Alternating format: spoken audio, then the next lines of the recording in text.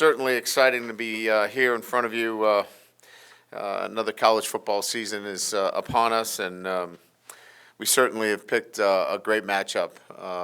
LSU and Florida State, top 10 matchup in week one, and we knew that this day would be coming. It's the only game on Sunday on ABC. It's just a great challenge for our football team, and they've been looking forward to this challenge. It's what motivates you in the off season. All the things that you do to prepare for a great game like this all comes to fruition on Sunday. Look, I could talk for quite a long time about our football team and the development of our team. I think you look at some of the things that are really important, and that is where we've improved from last year is just overall, we're a smarter football team. We understand the systems, we understand the process, we understand the things necessary to become more consistent in everything that we do to be a championship football team. And that is, right down to the smallest of details. This is a hard thing to do, to be consistent in anything in life. And our guys clearly understand that a lot better than they did coming into the season last year. We've made improvements in the technical development of our football team, the tactical development. Physically, we're better. I think mentally, we're better as a football team. Now you got to go out and execute. And so, we've been preparing since the last game we've played, and now we'll see what this team does when it comes time to perform. I have no idea. I know they've prepared really well, and my experience tells me that teams that prepare well, when they flip the switch to performance, that they can and will perform well. We're going to go against a great opponent in Florida State. Coach Norvell's done a great job in bringing this program into elite status, and they've got great players, and it'll be a great challenge and an exciting challenge for our football team. And so we're gonna get that opportunity to put on display all the things that I've just mentioned that we've been working on. You're also going to get a chance to see some great playmakers. Jordan Travis and Jayden Daniels, two great quarterbacks, two elite quarterbacks that can make things happen. Jalen and Jordan, two guys that can run, can throw, elusive. You're going to see some great wide receivers, guys that can go make plays on both sides of the ball. Certainly on the defensive side of the ball, Harold Perkins, Jared Verse, you're going to see two elite defensive players. So it's exciting playmakers. You're going to see two football teams that want to be physical at the point of attack. Two teams that want to run the football and can run the football. So you might be looking at two teams that mirror each other in a lot of ways. So pretty exciting. When you talk about a top 10 matchup and two teams that are putting a lot of playmakers on the field. And the great part about it is, we're going to be very healthy from that perspective. When we announced, a month or so ago about injuries, we told you we'd let you know, what that looked like. And so, we've got three guys on the injury list. Amani Goodwin will be listed as doubtful. Chemo will be listed as questionable, and Josh will be listed as probable, Josh Williams. So three guys on the injury list, and we'll have one player unavailable to us, and that's Mason Smith. So, and I think that Mason's situation has been addressed. So exciting playmakers on the field, nationally televised game, top 10 teams, preseason, all of that. It's going to come down to the execution of the littlest things. And as you guys know, it came down to that the last time we played. Fielding the football cleanly, executing extra points, all those things mattered, and they'll matter again in this kind of matchup.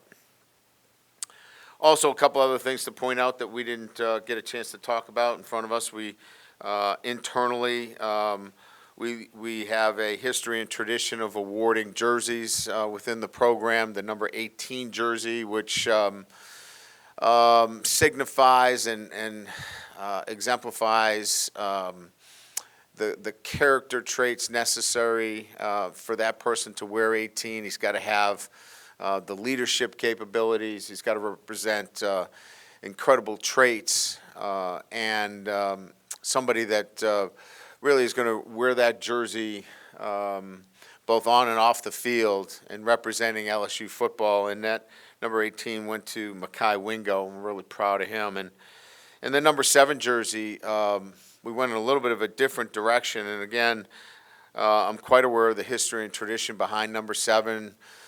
Defensive backs and playmakers have worn that, and certainly respect all those that have worn it and have represented it in such a admirable way and has a great tradition and history. I'm not trying to make new history or new tradition. We just felt our playmaker this year and deserved the recognition. Even though he was an offensive lineman, we think that they're an important part. We did not want 7 to be just about a particular position. We wanted 7 to be part of our team, and we felt that playmaker was Will Campbell. So will wear number 7 as a patch on his jersey. As we know, an offensive tackle can't wear the number 7, but the spirit of the number still is about what it should be, and that is somebody that represents the jersey as a playmaker, somebody that is certainly a guy that we can count on and represents our program in a positive way. So I wanted to make sure that we talked about that. We'll be announcing captains here after practice, so we'll have captains. We'll make an announcement on that. I want to talk to our team first about captains, and then we'll get that out to you relative to our captains. Today is a day off for our football team, and they're in a recovery day today, so it's a voluntary day for them to be around the building. So from that standpoint, whether you get it today or tomorrow, it'll be imminent relative to the captains of our football team. And that's kind of the housekeeping items that I had relative to internally within the program. So again, excited about this matchup, going back to Orlando where we played in the Cheez-It Bowl, and our guys are familiar with Florida State, obviously, have a great deal of respect for their program, and this is a team that's won 6 in a row, and again, excited to get the college football season going. So with that, we'll open it up to questions.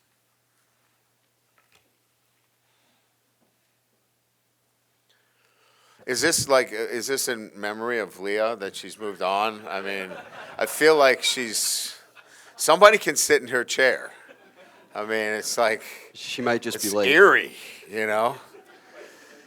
She was good, but I mean, she went to Texas. She could be late, is what I No, she's not late. She sent me a note and $10, so we know she's not coming back.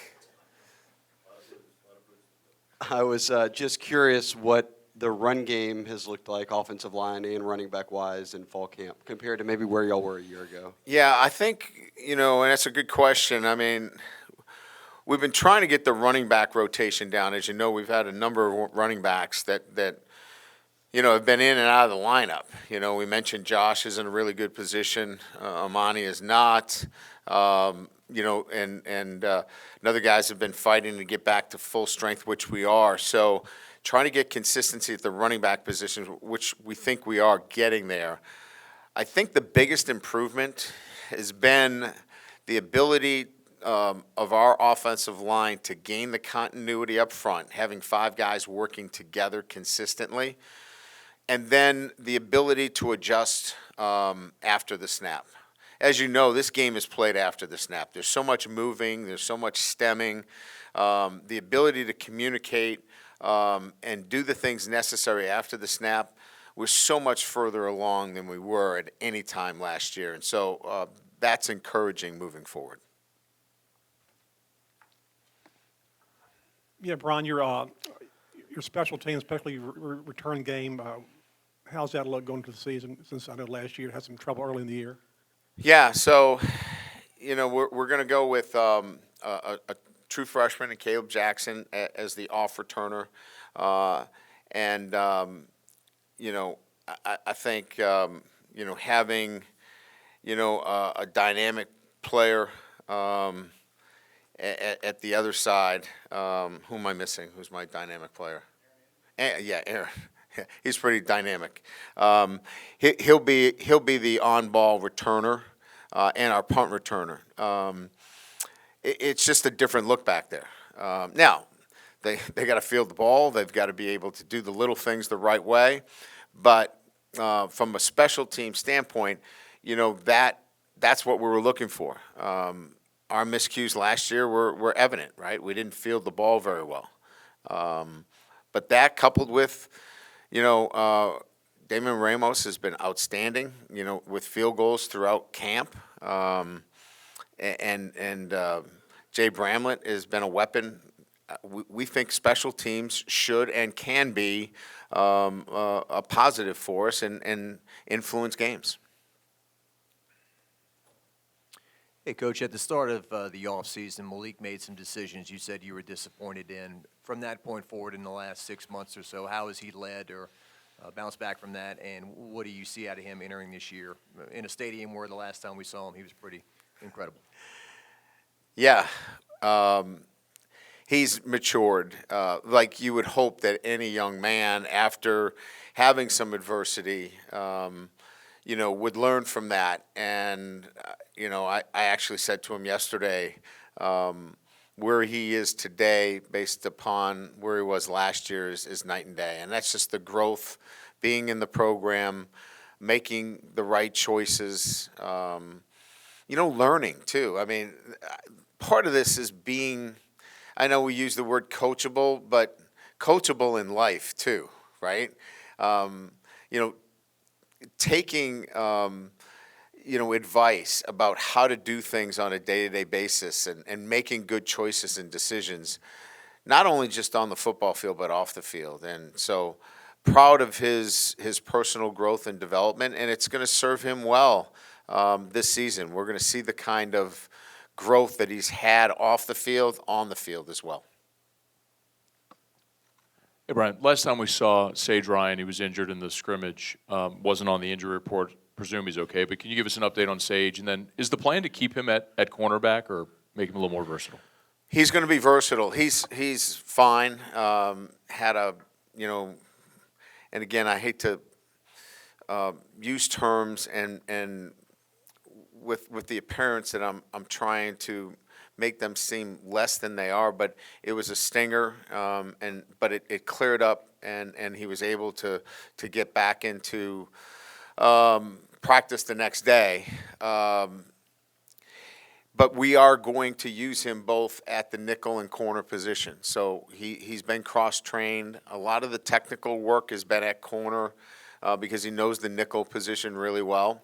But he's one of our fastest players. He's typically in, when we're talking about GPS speed, he's typically in the high 21 range, and he's topped out at 22. So he can run. He's smart.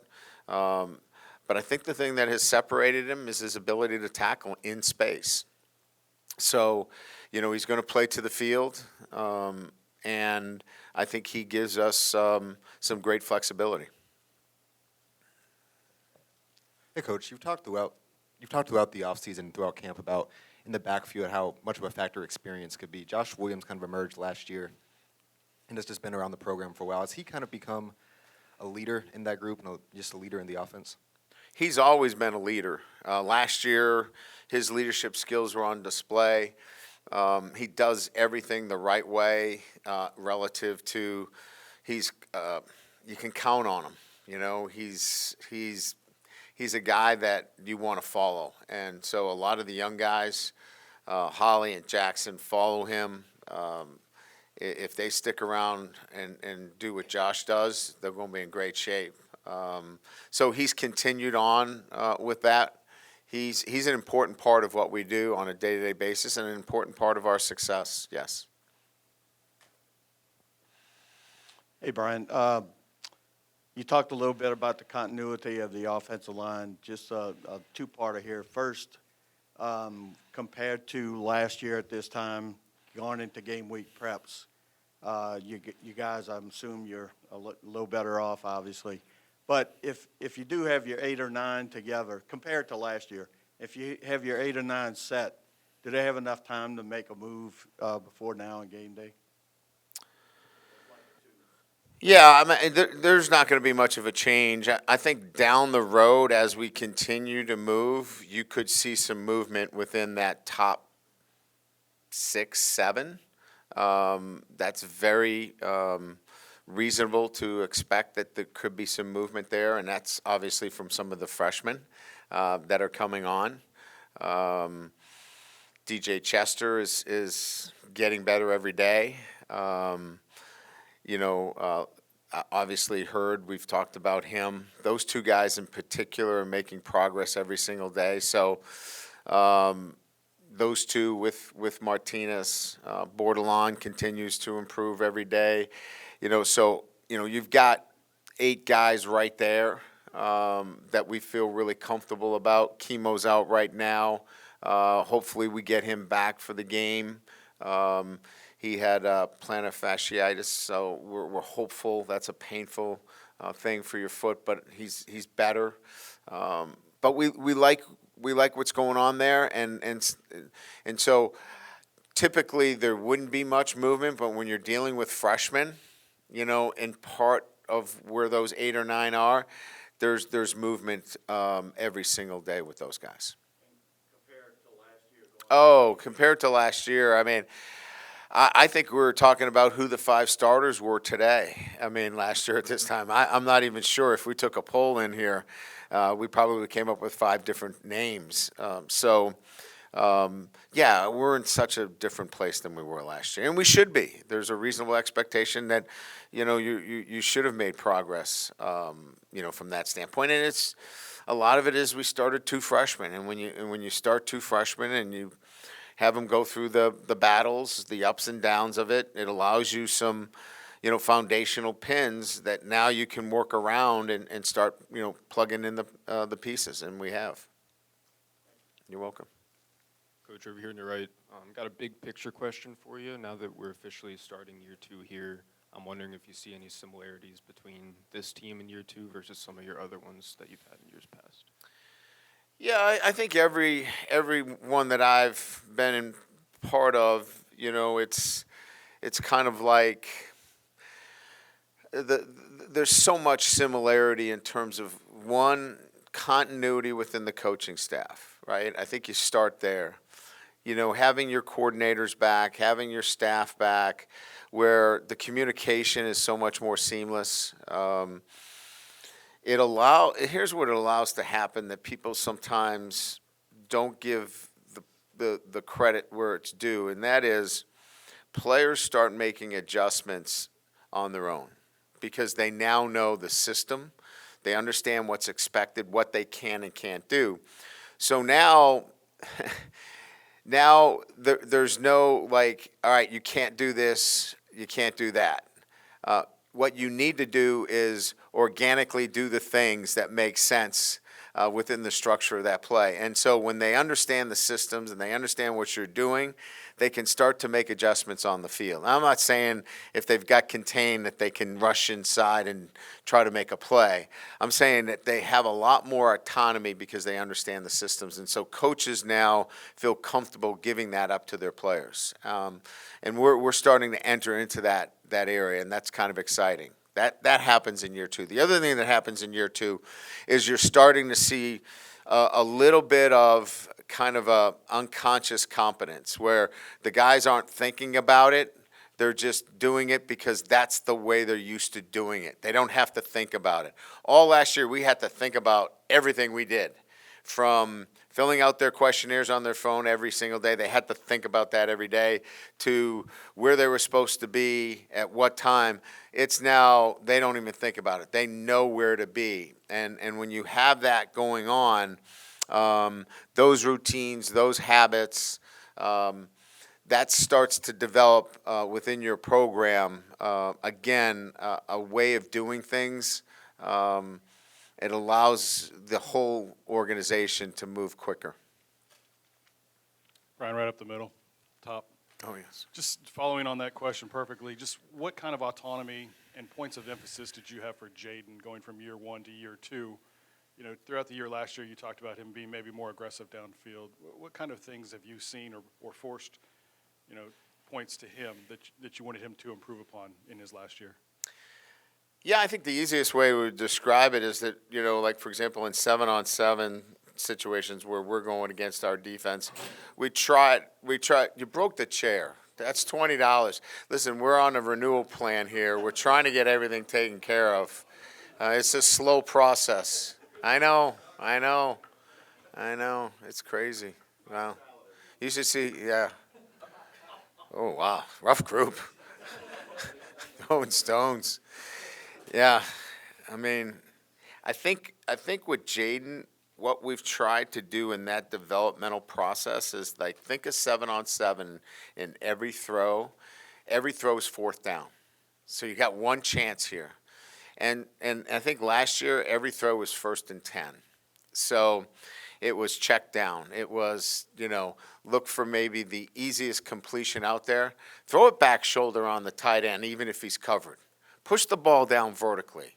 You know, let's go make a play down the field. And I think that development in his own mindset and the way he attacks things is probably where we've seen that growth. And that's been exciting to watch.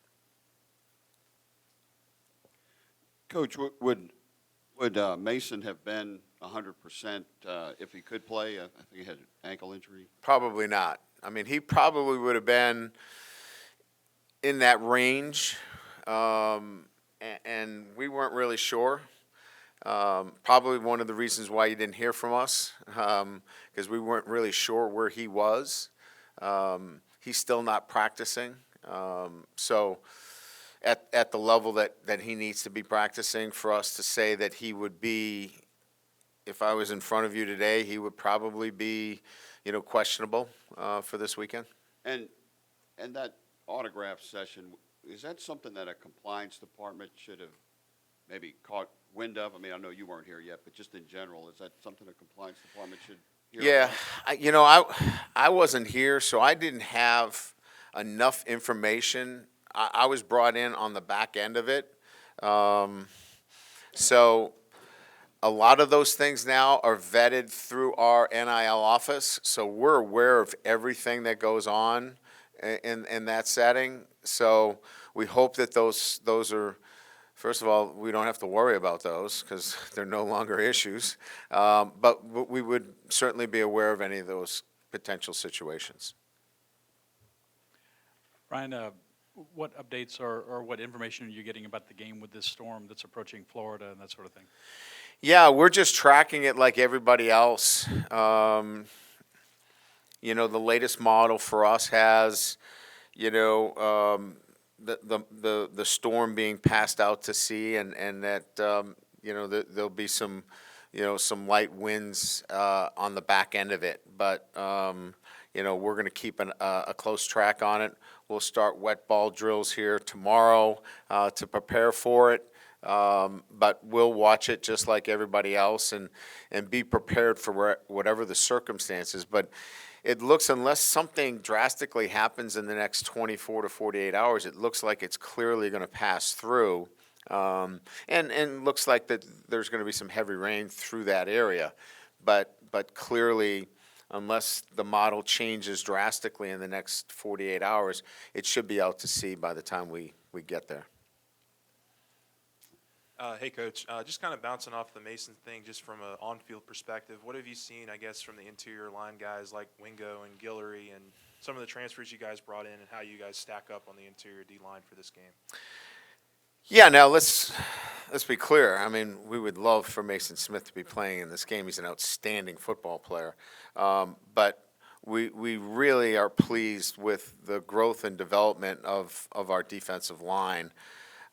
Guys that we haven't talked a lot about, Jefferson has been outstanding in camp. We think he's physical, plays really strong at the point of attack. He's got a lot of experience playing at West Virginia, and he's going to be a really good football player. Guillory's been outstanding. He's first step quickness, his ability to gain penetration. He's going to be a handful. And Lee has been probably one of the surprises. The transfer from Florida has probably been one of the surprises of camp for us. He didn't have a great spring. He worked harder in the weight room, and he's done a nice job, for us in terms of adding to the depth of that defensive tackle position. Ryan, you mentioned, sort of mirroring with Florida State, and it seems like maybe one of the ways that y'all kind of mirror each other is the way y'all approach the transfer portal over the last few cycles. What do you think has allowed y'all to be successful in that area? And do you notice anything with maybe how Florida State has gone about doing it that has worked for them as well? Well, I think, when you're talking about the transfer portal for us, it's not just about the best player available. You have to look at your roster, and if you're just taking guys and not giving them space to compete, it's hard to recruit them to that position. So, Florida State lost a lot of production at wide receiver. So they were able to make a great case for Keon Coleman. I mean, that was a great case for him to go to Florida State because of all the production lost. They looked at LSU and said, well, they got everybody coming back. That's a different recruiting pitch for us if we made that pitch compared to Florida State. I think in both our cases, we've been very strategic and very pointed on the guys that we've looked at the particular positions that we recruited and said, look, there is a spot here for you to compete and have meaningful playing time. Why did you get in the portal? That's you want to play. Well, here is a spot and an opening for you. And we're not going to guarantee you anything. You got to go earn it. But I think we've been very strategic in terms of that and the right kind of guy who we're looking for that fits this program. I think both programs have done a pretty good job there. Brian, I'm just curious what success looks like for Harold Perkins this season. Will he still be able to attack the ball and affect the ball the way he did in the past, or will he free up some other guys? Well, I think you're going to see him make plays, all over the field. I mean, his plays came from mostly the perimeter. He's a perimeter player that, made a lot of his plays, getting after the quarterback. He's still going to get after the quarterback, but he's going to get after running backs and tight ends. And I think that's going to be exciting to watch. You're going to see a linebacker, not a pass rush specialist. And so I'm excited to watch the development of Harold Perkins into that player that can impact the game, not just coming from the edge and harassing the quarterback, but from all facets and getting the ball loose and, impacting fumbles and big plays. I think it's going to be that kind of Harold Perkins. Coach, sort of following up on Michael's question, with Harold in particular, would you guys be more willing to use him as a blitzer in a game like this when you don't have a presence like Mason Smith in the middle? No, not necessarily. I think we're going to be in really good shape internally. Mason just gives you another, dominating presence, but we feel good about the middle of our defense. Harold's going to be able to impact the game in the things that we're going to do with him. He's going to move around. You won't see him just lining up in the middle of our defense. He's going to be, where's Harold Perkins? And you're going to have to find him, and you're going to have to account for him. Just like we're going to have to account for Jared Verse. We're going to have many different ways to handle Jared Verse. We're going to have slide and tight ends and chips and doubles and all kinds of things. He's that good of a player, and they're going to have to find Harold Perkins as well. Speaking of Jared Verse, what are some of the challenges he will bring you guys offensively? Well, similar to what I said, is that you have to game plan for a player like that. So within your offensive structure, you're thinking about, okay, we're on the left hash. Where is he? Is he on the right hash? Is he on the left hash? Is he to the field? Is he to the boundary? Are we sliding that way? Are we leaving the tight end to the field? Do we have to motion? So there's a lot more that goes into, just calling a play. You have to be so much more specific. And look, you're going to lose 5 or 6 plays on an average this year, it looks like, with the clock running after first downs. And so if you have to be a little bit more specific to find a Jared Verse so he does not ruin a play, then that's what we're going to have to do. And when we get into games where there is a game wrecker, and he is a game wrecker, you're going to have to be more specific. And if that means we got to slow things down, if that means we have to huddle, yes, we know how to huddle. We still know how to do that. If we have to do that to communicate where those guys are, we certainly would do that too. Thank you.